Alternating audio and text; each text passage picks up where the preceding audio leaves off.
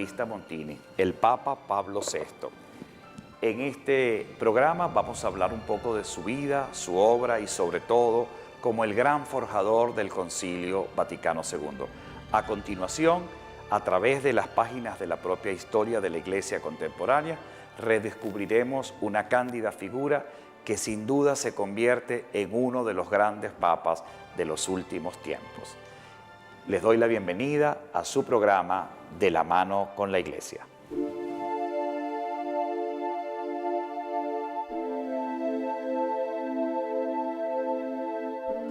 Juan Bautista Montini nace el 26 de septiembre de 1897 en una localidad, en un pueblo muy cercano a Brescia, Concesio. Juan Bautista nace en una familia eminentemente religiosa, hijo de un gran fundador del Partido Popular Italiano, Giorgio Montini, y su mamá, Giuditta, una de las mujeres pertenecientes a la clase media alta de su tiempo.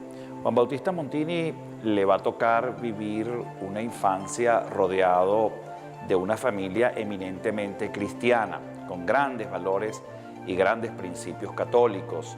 Su papá, además de ser fundador del Partido Popular, viene también a ser uno de los grandes fundadores de la democracia cristiana italiana. Por tanto, el joven Montini nace ya desde muy temprana edad con estos principios y estos valores rodeados de intelectualidad.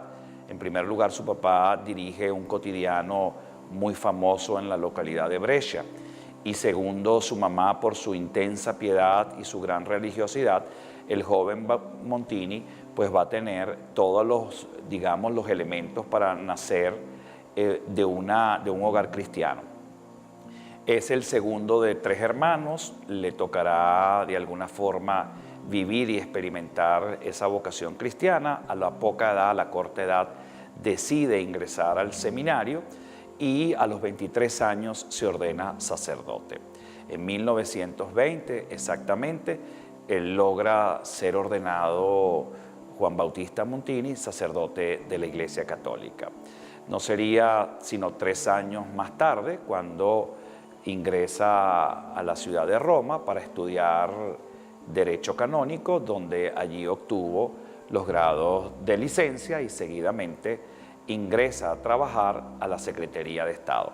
En la Secretaría de Estado, este joven talentoso italiano de un hogar de intelectuales proveniente de padres realmente dedicados a ser consecuentes con su fe católica, le tocará vivir aproximadamente unos 30 años en la Secretaría de Estado, logrando incluso el altísimo cargo de sustituto secretario de Estado. Se convierte en el tercer hombre de mayor importancia dentro de la Iglesia. Su gran formación teológica, pastoral y sobre todo canónica lo lleva verdaderamente a ser reconocido, querido dentro de los ámbitos de la Santa Sede. Pío XII, el Papa de ese momento, al conocerlo y al tener una gran cercanía con este joven y talentoso sacerdote, decide hacerlo arzobispo de Milán, la diócesis más grande del mundo. En ese nombramiento como arzobispo de Milán, ya Monseñor Juan Bautista Montini, de arzobispo de Milán, decide emprender toda una serie de reestructuraciones, empieza a tener un diálogo y un gran acercamiento con toda la feligresía milanesa, que al poco tiempo logra conquistar los corazones, no solo de los sacerdotes, que eran miles de sacerdotes, sino también de todo el pueblo de la arquidiócesis de Milán. Milán es una diócesis que tiene más de 1000 parroquias, es decir, una organización muy compleja, con una estructura inmensamente grande, considerada la diócesis más grande del mundo. Bueno, al poco tiempo, este joven obispo busca verdaderamente reestructurar y redimensionar una diócesis para poder cumplir con los grandes desafíos que se tienen en ese tiempo. Fíjense que logró, en los 8 años que tuvo como arzobispo de Milán, tuvo la oportunidad de construir más de 400 iglesias, pero además de con sus misas, con sus homilías, con sus discursos, pudo verdaderamente integrar a toda la población civil. Pío XII fallece en la Santa Sede, en el Vaticano, y inmediatamente Juan XXIII es nombrado sucesor de Pío XII. Dicen que en el pensamiento de Juan XXIII, en el primer cónclave que suele hacer en el Vaticano, el primer nombre que le surge en su cabeza es hacer cardenal a el arzobispo de Milán, Juan Bautista Montini. Y así fue. Juan Bautista Montini es nombrado por Juan XXIII cardenal de la Iglesia Católica e inmediatamente empieza a ser uno de los hombres, digamos, cercanos al pontificado de Juan XXIII. Y aquí sucede algo realmente extraordinario. En el corto pontificado de Juan XXIII se anuncia uno de los eventos más importantes que en los últimos tiempos se habría suscitado en la Iglesia Católica. Ese evento sería la convocatoria de un concilio. Fíjense que la Iglesia habría tenido una experiencia ya algunos siglos antes con el Concilio de Trento y con el Concilio Vaticano I, pero la convocatoria del Concilio Vaticano II por parte de este joven, de este Papa generoso, bueno, como así viene siendo recordado hoy, por cierto, reconocido y venerado en los altares de la Iglesia como San Juan XXIII, convoca este gran concilio, el Concilio Vaticano II, queriendo renovar en la Iglesia ese espíritu y esa impronta que se venía suscitando al interno de la propia Iglesia. Un concilio que permitiera convocar a todos los obispos en la ciudad de Roma para lanzar unos nuevos retos, unos nuevos desafíos y una nueva plataforma de acción que le permitiera pues, a la Iglesia responder a los signos de los tiempos. Bueno, entre otras muchas cosas que el concilio empieza de alguna forma a visorar es la reestructuración inminente de una Iglesia que pudiese ser más cercana a los, digamos, a las necesidades del propio pueblo. Bueno, lamentablemente, en pleno Concilio Vaticano II, después de haber sido congregados más de 4.000 obispos en el mundo entero, todas las conferencias episcopales acopladas a este sentimiento de renovación y de impulso que la Iglesia estaría viviendo, muere Juan XXIII. Inmediatamente son convocados todos los cardenales de la Iglesia. Juan Bautista, que habría sido nombrado por Juan XXIII cardenal, entra a ese cónclave y la sorpresa era verdaderamente cuando sale en el balcón de la Plaza San Pedro, viene siendo nombrado sucesor de Pedro, Juan Bautista Montini, con el nombre de Pablo VI. Ya allí hay una especie de prefiguración de lo que sería su pontificado. Quiso tomar el nombre de Pablo, ese gran apóstol de los gentiles, ese gran misionero del Evangelio que recorre prácticamente el imperio para predicar y para anunciar el Evangelio, que es capaz de presentarse en el Areópago de Atenas y de presentarle a los atenienses la alternativa de Jesucristo vivo y resucitado. Pablo VI empezaría con la gran misión de continuar el Concilio Vaticano II. El concilio prácticamente se lo debemos a Pablo VI, el gran teólogo, el ideólogo, el que realmente reorganiza el temario de este concilio.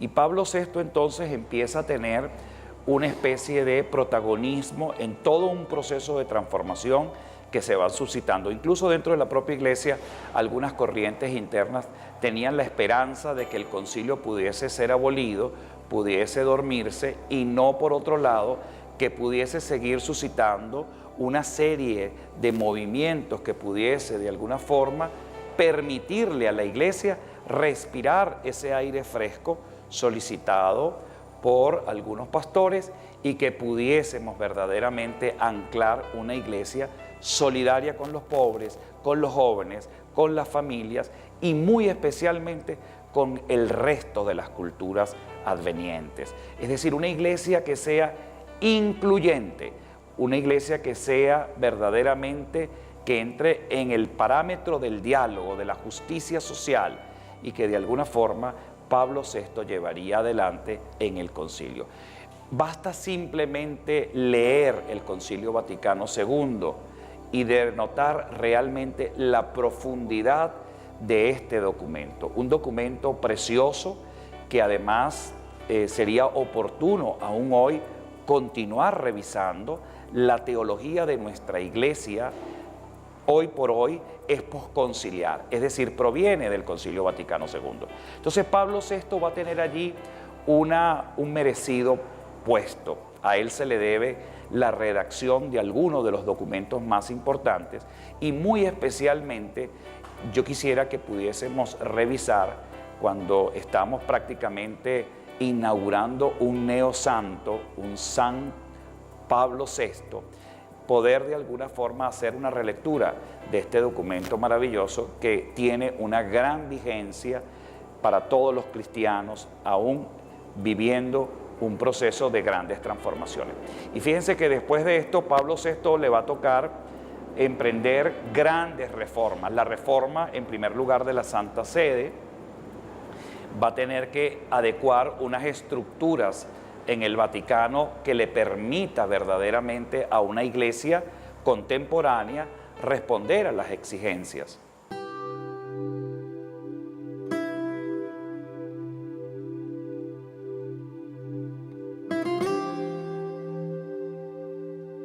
Pablo VI además le va a tocar simultáneamente a la promulgación del documento del Concilio Vaticano II, le va a tocar la reforma de la Santa Sede. Emprende pues todo un proceso de internacionalización de la Santa Sede. Hasta ahora, hasta ese momento, la inmensa mayoría de los ciudadanos que formaban parte de los dicasterios y de las congregaciones de la Santa Sede eran casi todos italianos. Bueno, Pablo VI va a internacionalizar un poco. La iglesia no es solamente italiana y la iglesia es del mundo entero, por tanto empieza todo un proceso de apertura, de internacionalización de los diferentes dicasterios y empezamos a ver dentro de la Santa Sede la presencia de muchísimas personas, sacerdotes, obispos, ya no solo italianos ni europeos, sino provenientes de todo el mundo. Cabe destacar que se empiezan a ver precisamente ya obispos y sacerdotes de África, de América Latina, donde somos prácticamente la mitad del número de católicos en el mundo. Pero además de ese proceso de, digamos, de internacionalización y de modernización de la curia, pues ya dejarán de ser llamadas sagradas congregaciones y ya empiezan a tener pues otro tipo de nombre que sean un poco más cercanos al vocabulario del hombre común y corriente y especialmente del hombre de hoy. Las congregaciones religiosas pues empiezan también a sufrir sus transformaciones, siempre para obtener un mejor y mayor servicio y una mayor cercanía, especialmente al pueblo de Dios. Allí empieza entonces los grandes desafíos de este Papa maravilloso, proveniente del norte de Italia, con una vastísima cultura y también con una delicada salud que seguramente a través del tiempo fue buscando curarla para poder de alguna manera dar el todo por el todo y ser sin duda uno de los papas más recordados de todo el siglo XX. Inmediatamente empieza no solamente la modernización de la curia vaticana, sino además empieza a ser llamado el Papa Viajero. Fue el primer papa que empieza a viajar por todos los continentes y se atreve por primera vez un papa a ir a la ciudad santa, a Jerusalén, el encuentro con las otras religiones, con los otros pueblos, con las otras culturas, y dialoga de tú a tú con Atenágoras, el gran patriarca ortodoxo que de alguna forma va a representar una nueva manera de aproximación de la iglesia, especialmente, no solamente con los diferentes pueblos y las diferentes culturas, sino también muy especialmente con las religiones.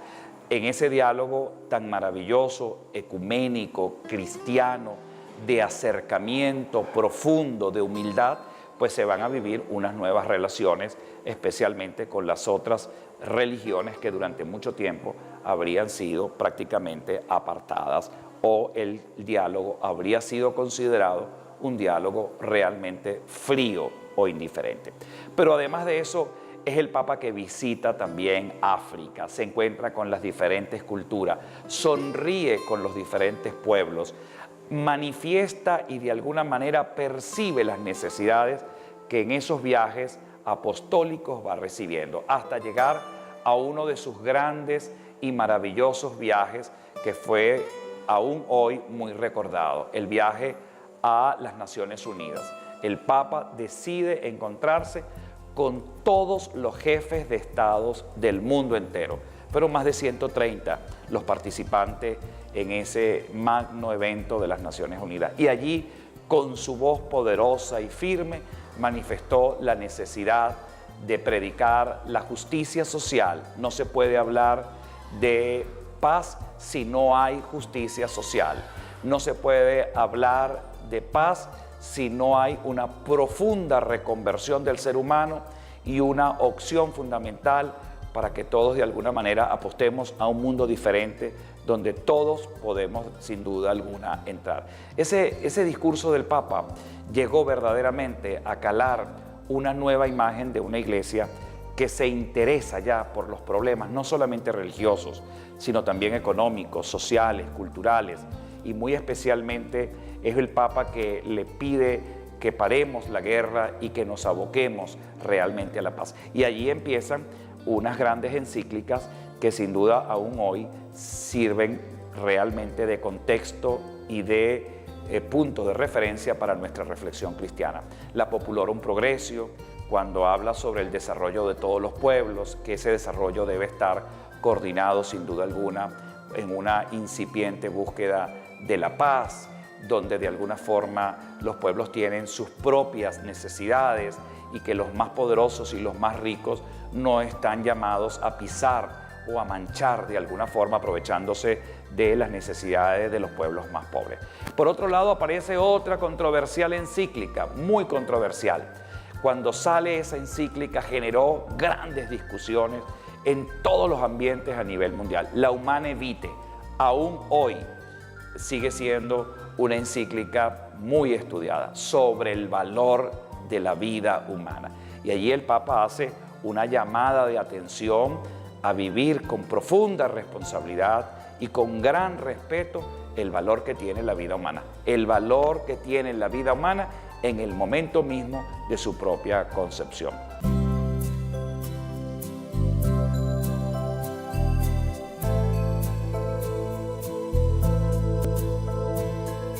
Grandes autores de estas obras maestras de pintura, de esculturas, van a ser muy cercanos a los sentimientos del Papa. De manera pues que Pablo VI siente esa gran necesidad de acercamiento, especialmente del Evangelio, con la cultura y con el arte. Sin duda, una innovación dentro de un pontificado que empieza a ser incluyente y que de alguna manera se propone, sin duda alguna, llegar hasta los últimos rincones del mundo. Cuando conocimos el pontificado de Juan Pablo II, por ejemplo, bueno, él viene simplemente a continuar un pontificado que habría sido de mucho éxito y de mucho acercamiento, como habría sido el pontificado de Pablo VI.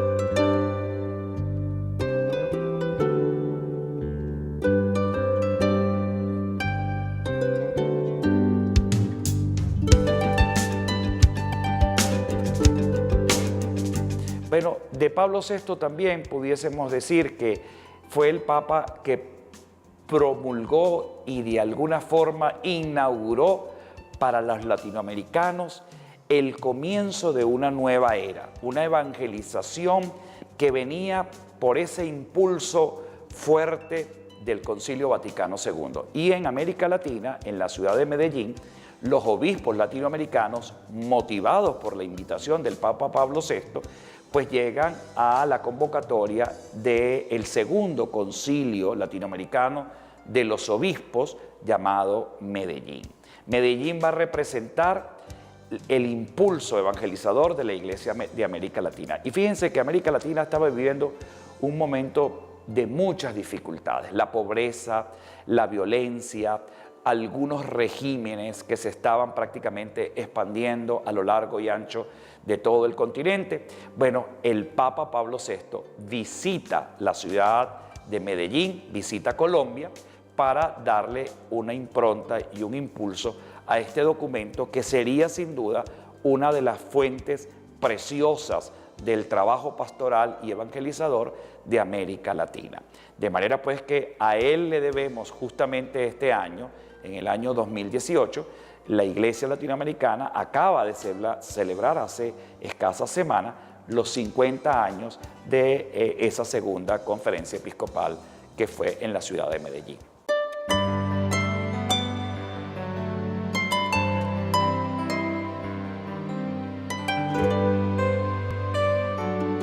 Pablo VI nos deja un gran regalo, un regalo precioso, no solamente por sus documentos, no solamente por su ejemplo, no solamente por su gran tesón de trabajo, de reestructuración, de modernización y sobre todo de acercamiento a la Iglesia. Pablo VI nos deja algo más hermoso, que es su ejemplo, que es su vida, que son sus pensamientos, sus acciones. El 6 de agosto, una mañana en Castel Gandolfo de 1978, se apagaría esa figura maravillosa, ese Papa extraordinario, y sus últimas palabras serían: Padre nuestro que estás en el cielo. Con esas últimas palabras cerraría sus ojos en el mundo y después de allí empezarían los teólogos, los vaticanistas y muchos ámbitos de reflexión en el mundo entero a mirar la profundidad y sobre todo el impacto que tuvo su pontificado en la Iglesia Católica.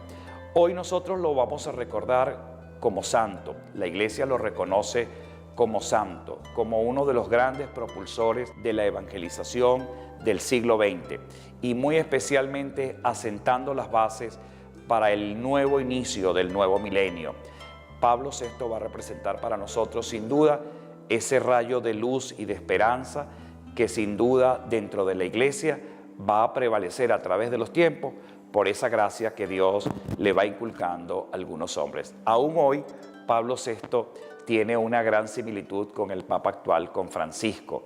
Cuando muchas veces me encuentro con los discursos, con las homilías, con las palabras y los gestos del Papa Francisco, me hace recordar mucho al pontificado de Pablo VI. Le tocó nadar contracorriente, le tocó promulgar, le tocó muchas veces discutir contracorriente, pero sin embargo el fin de este gran propósito lo vimos consagrado hace pocos días cuando el Papa Francisco lo habría reconocido como santo de la Iglesia Católica.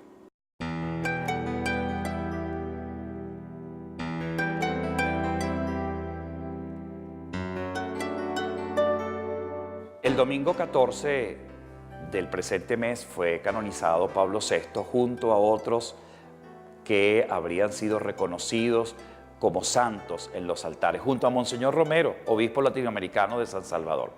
Y justamente el reconocimiento de su santidad adviene por esa jovialidad, por esa figura fresca de cercanía, de diálogo y de acompañamiento, especialmente en todos los ámbitos de la cultura. Hoy la Iglesia lo reconoce como un gran santo y solamente con mirar su tumba, fue deseo expreso en su testamento espiritual, podemos de alguna forma dibujar el alma serena, tranquila y humilde que denota esta gran figura.